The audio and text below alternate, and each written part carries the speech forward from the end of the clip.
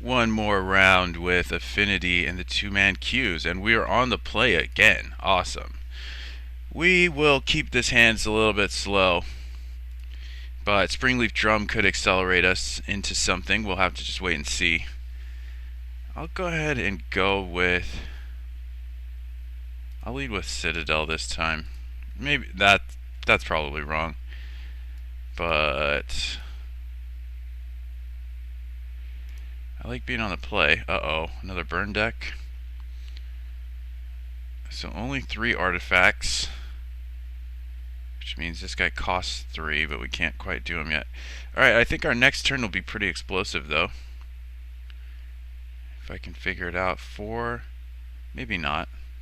5, so we can go Enforcer, or I can kill this guy if it's an Alchemist. What is it? What is it? What is it?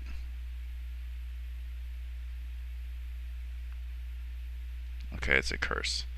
So I can go 4 artifacts into Enforcer and then cast Hover Guard. Do I want to Galv Blast him? I don't think so. I think we learned our lesson last time. Ooh, Carapace Forger, but we can't do that yet. 4 artifacts, right? Alright, let's do it. I could go Hover Guard into Forger, I think, but no thanks. Okay, so our hand's going to get really explosive, so I think we can actually race our opponent. Since he didn't do anything turn 1, and he only had Curse turn 2. That's one of the slower turn 2s. So I'm going to make an Enforcer for 2 before attacking. Then I'll attack. Okay, he's going to actually do something. He changed his mind. Or he was just trying to see if we're already F6'd for the turn. Yeah, so we'll definitely Galv Blast that guy. No, we don't need to do that. Oh, I can Thought Cast as well. So the hope is that we just find a land off of this. Or is it better to have the guaranteed 2 guys? Maybe it's better to have the guaranteed 2 guys. And we don't need to Galv Blast this because we're going to have a 4/4 sitting back. So I'd rather just get the absolute most out of our stuff. If he wants to just block Mirror Enforcer, we're totally fine with that.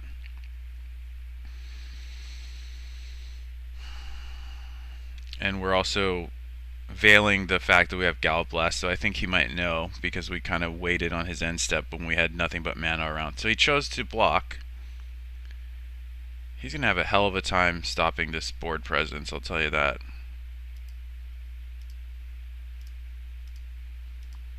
We'll save the Thought Casting for next turn. Let's just get on the board. This is 15 damage. And he's at 17. And we have a 4 damage, 1 mana burn spell in hand. That's Affinity for you.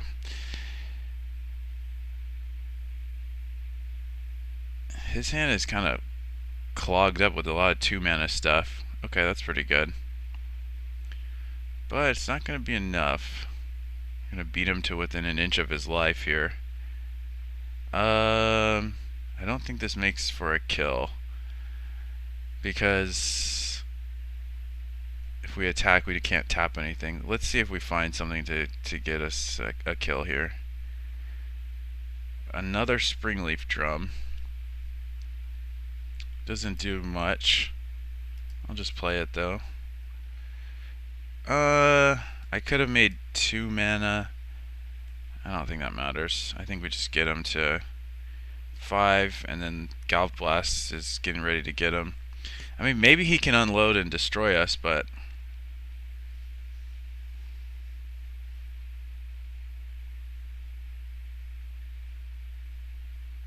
I don't think it's that likely.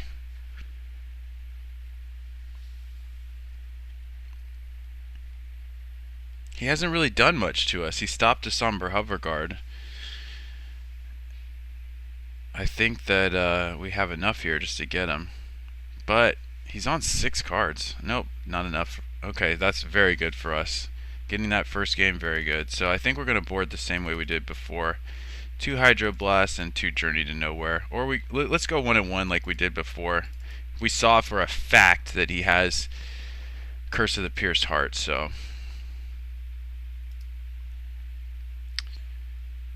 And yeah, I don't know. These games are all kind of close, you know.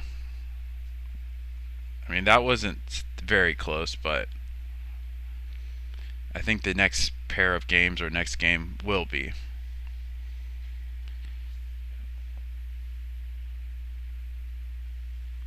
We don't have a ton of interaction with him. He has some interaction with us, depending on how much burn he wants to divert away from the plan A. And we can keep this. The thing is, we're not going to cast Forger on turn 2. Unless we draw a 1 mana artifact. Okay, so we'll just wait. I don't even know that we're going to play Frogmite on turn 2. Yeah, I guess we will. I'm not sure. Oh, there's the Kiln Fiend. Yeah, we'll play the Frogmite. Yeesh. No, you know what? Let's get Prophetic Prism down. That way we can Galv Blast the Kiln Fiend no matter what happens.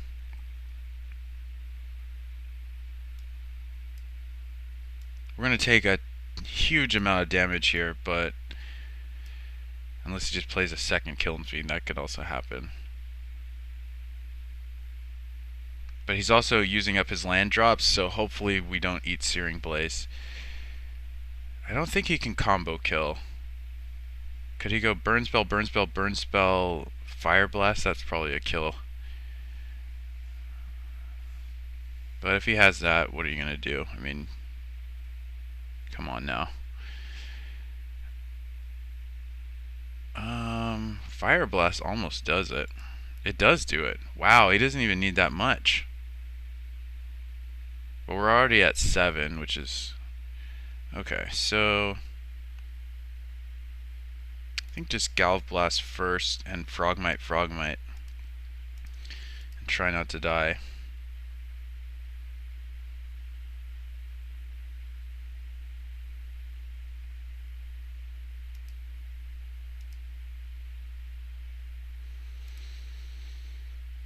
So it's 5 artifacts.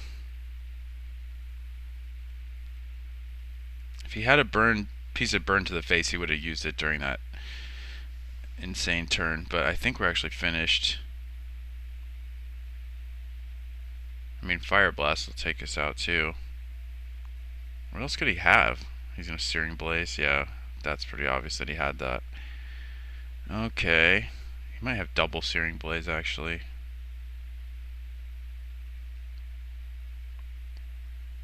So we have 4 artifacts. Or do we? No, we're at 1. Okay. And he's at 20. That's I'm liking our chances here, guys. He's just got the Fire Blast. He could have beaten me the turn before then.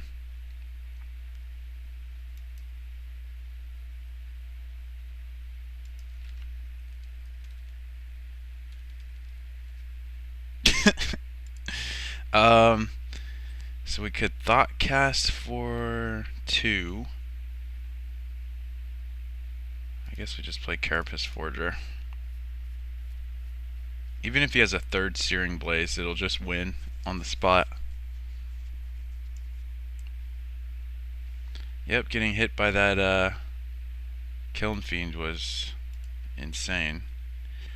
So we need Journey to Nowhere. I think it's more important than Leave No Trace. I think that Kiln Fiend is just a must deal with. And I think that's it, guys. Alright, let's do it. So we have 8 direct answers to it. We also have Fling. We will play first. And this hand doesn't have fixing, but it's fairly fast. So I think we'll keep it. And there's Flare Husk. He's been hiding from us for a while. I should have played either seat or tree. That way, well, okay, if we draw a Hydroblast, then I'm just playing land Frogmite, so I guess it doesn't matter. Do I get to get in for a bit of damage? Probably. Okay, this hand's okay. This hand's not bad. This is gonna spike me. Yep. Okay, we can try and race. Galvanic Blast.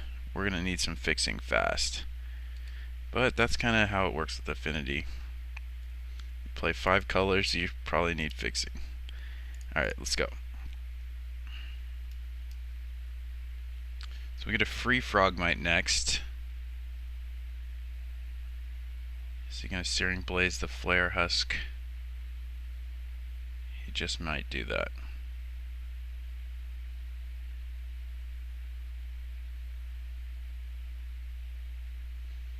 Nope, just a curse, and we're not too despondent over that.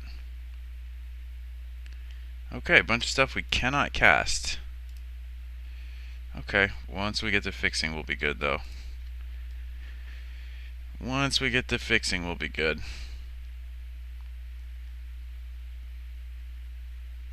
At least we have some free mana to equip this if he gets rid of it. If he's choked on mana too, we might be able to get him, because this is basically 2 turns to kill. 7 and 7.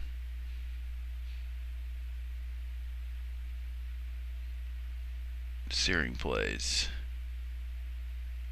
Okay, he's taking out the Carapace Forger. Yep. That was a pretty good turn for him. He got the drop on us.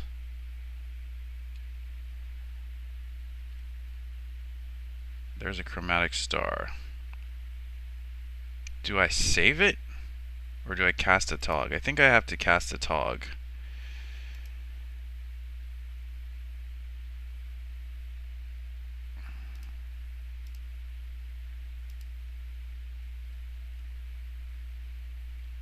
Ooh, a Somber Hoverguard. Can I cast it? 1, 2, 3, 4, 5. So maybe Galblast and Hoverguard is better than a Tog.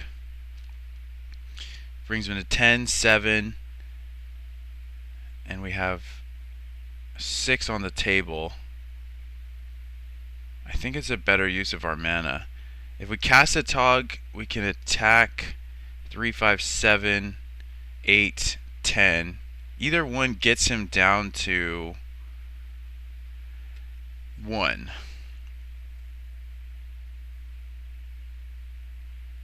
Hoverguard's more... Well, they're both kind of vulnerable to Searing Blaze. I can cast the Hoverguard later, but I can't cast the Atog later. So I think I'll play the Atog. I think that was the final decider. 3, 5, 7, 9, 11. So we could go all in on Atog and kill him by sacking everything else that we have. We might end up having to do that, so this might work out too. 3, 5, 7, 9, 11. Yeah, we might make that play and play the Hoverguard first. Yeah, especially if he just taps out. Or who knows what he's doing, but is this like an Incinerate or something? I have 5 artifacts, so I can sack at least 1. Oh, smashed it. Oh, he took the... Okay, so that's going to turn off Smash to Smithereens. It doesn't work the same way that Searing Blaze does. That just whiffs the Smash. But that means he's not going to die next turn. 3, 5, 7, unless I draw an artifact. I think we can go for it safely.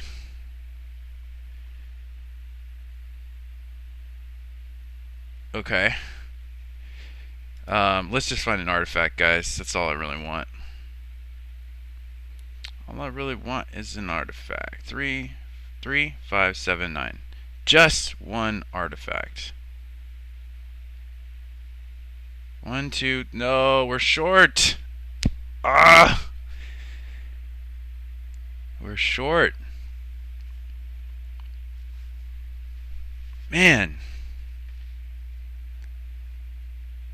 So we can attack him for 5. Or I could sack both of these, which is 3, 5, 6. That's 8.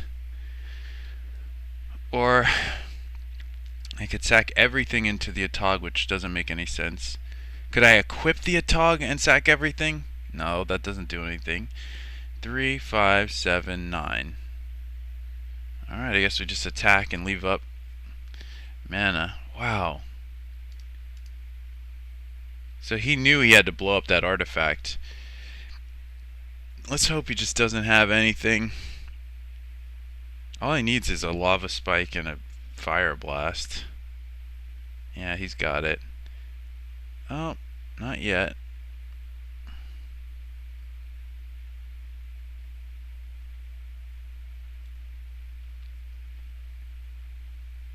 I can make him block the Atog. Does that do anything? That puts me to 6.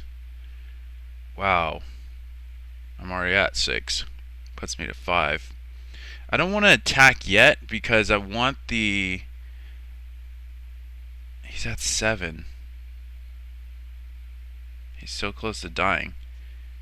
I don't want to go to 4, which would happen if I attack into the Marauders.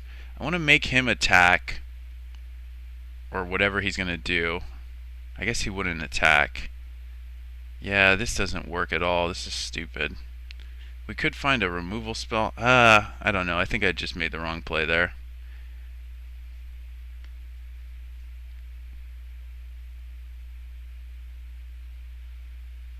He has 4 cards. Yeah, I don't think we're winning. But even if we had attacked with a Tog, we had to sack an artifact to it. We go down to 5. And then what happens?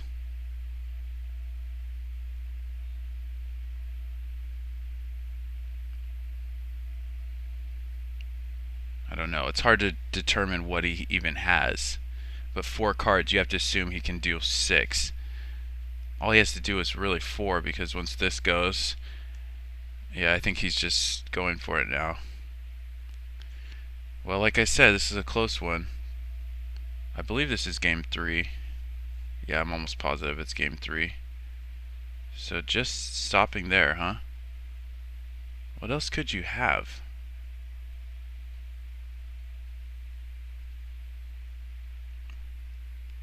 We're at the beginning of his combat step. I don't know what the heck's going on.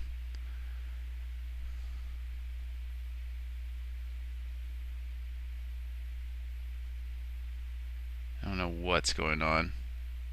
He can't attack. I'm going to go to 2. So the rest of his hand has to be all mountains.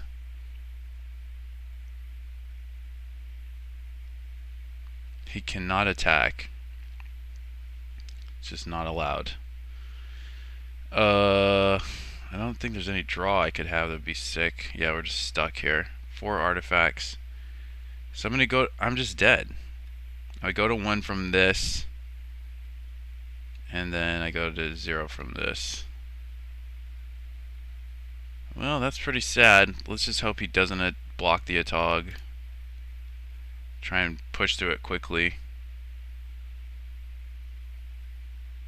He does block the Atog. Maybe he misclicks this. Just don't know.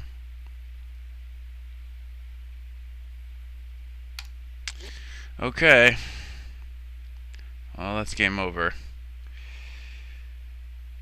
We were pretty color screwed, and just that him casting Smash to Smithereens on that land stopped us from doing anything. He knew he had to do it